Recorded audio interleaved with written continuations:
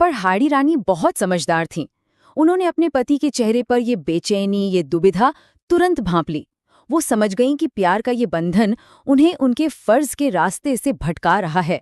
और यहीं से कहानी एक बहुत ही अहम मोड़ लेती है, जब हाड़ी रानी फैसला करती हैं कि वो अपने पति को उनके धर्म यानी उनके कर्तव्य का असली मतलब समझाएंगी। उन्होंने अपने पति को एक क्षत्रिय होने के नाते उनके धर्म की याद दिलाई। उन्होंने जो बातें कही वो सिर्फ शब्द नहीं थे, वो एक योद्धा के लिए प्रेरणा की आग थी। उन्होंने कहा, कोई भी योद्धा अगर अपने मन में किसी भी तरह का लगाव लेकर युद्ध के मैदान में जाता है तो वो कभी जीत नहीं सकता। रणभूमि में मिली मृत्यु तो सीधे स्वर्ग का रास्ता खोलती है। उन्होंने पति का हौसला बढ़ाते हुए कहा, जीत आपकी ही होगी, जल्दी लौट कर आइएगा। जाइए और अपना पूरा ध्यान सिर्फ और सिर्फ दुश्मन को खत्म करने पर लगाइए। अब रानी की इन बातों को सुनकर सरदार युद्ध के लिए निकल तो पड़े, लेकिन उनका मन अभी भी पूरी तरह आजाद नहीं हुआ था। प्यार का वो बंधन अब भी उन्हें खींच रहा था, और इसी कश्मकश में उन्होंने एक आखिरी निशानी मांग ली। वो कुछ दूर ही गए थे कि उनका दिल फिर बेचैन हो उठा। मन नहीं माना। उन्होंने फौरन एक दूत को वापस महल भेजा, अपनी रानी से उनकी याद के तौर पर कोई आखिरी निशानी लाने के लिए।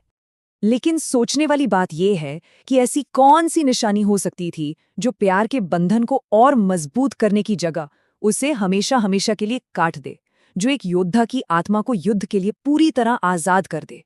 जब दूत ने हाड़ी रानी को सरदार का संदेश सुनाया तो वो एक पल में सब कुछ समझ गईं। उन्हें एहसास हो गया कि उनका प्यार ही उनके पति के कर्तव्य के रास्ते में सबसे बड़ी रुकावट बन गया है।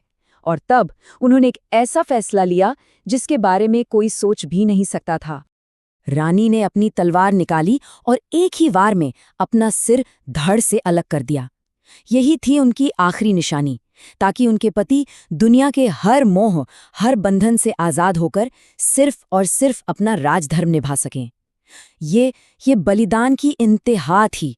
रानी के इस हैरत अंगेज बलिदान ने एक ऐसे योद्धा को जन्म दिया जो अब हर बोझ से मुक्त था, और एक ऐसी विरासत पीछे छोड़ दी जिसे आज भी, सदियों बाद भी याद किया जाता है। सोचिए उस पल के बारे में जब दूत ने रानी का कटा हुआ सिर एक निशानी के तौर पर सरदार के सामने रखा। उनका सारा दुख, सारा मोह एक पल में भयानक गुस्से और जबरदस्त वीरता में बदल गया। अब उनके पास खोने के लिए कुछ भी नहीं बचा था। वो हर बंधन से आजाद थे और उनका सिर्फ एक ही मकसद था, दुश्मन का सर्वनाश। और इस कहानी के बाद निशानी शब्द का मतलब ही हमेशा के लिए